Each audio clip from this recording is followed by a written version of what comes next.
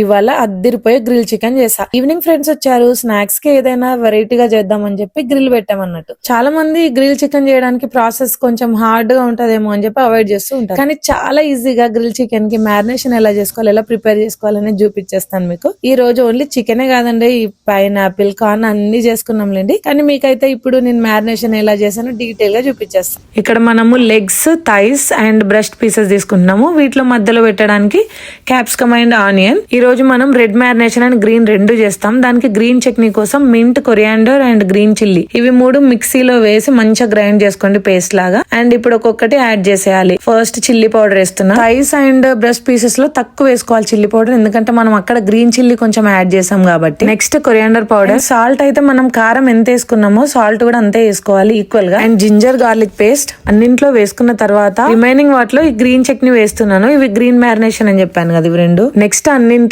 Curd వేసుకోవాలి. And curd అయితే కొంచెం ఎక్కువ వేసుకుంటేనే మంచిగా సాఫ్ట్ గా వస్తాయి. అండ్ లెమన్, ఇంకా జీరా పౌడర్. అండ్ సీక్రెట్ ఇంగ్రీడియంట్ ఏంటి అంటే చాట్ మసాలా. సో కొంచెం చాట్ మసాలా కనుక వేసామంటే మంచి ఫ్లేవర్ వస్తుంది అనమాట. తర్వాత పర్ఫెక్ట్ గా మిక్స్ అయ్యేలాగా మంచిగా కలుపుకోండి. అండ్ లాస్ట్ లో కొంచెం ఆయిల్ యాడ్ చేసుకోండి. ఈవెన్ మనము గ్రిల్ కనుక యూజ్ చేసేది ఉంటే కొంచెం ఆయిల్ స్ప్రే ఎలాగో చేస్తాం, బట్ మీరు ప్యాన్ పైన చేయాలి అనుకుంటే మాత్రం ముందే ఆయిల్ యాడ్ చేసేసుకోండి. అండ్ మొత్తము మంచిగా మిక్స్ చేసిన తర్వాత అట్లీస్ట్ 3 to 4 hours ఉంచితే సూపర్ వస్తాయి అనమాట.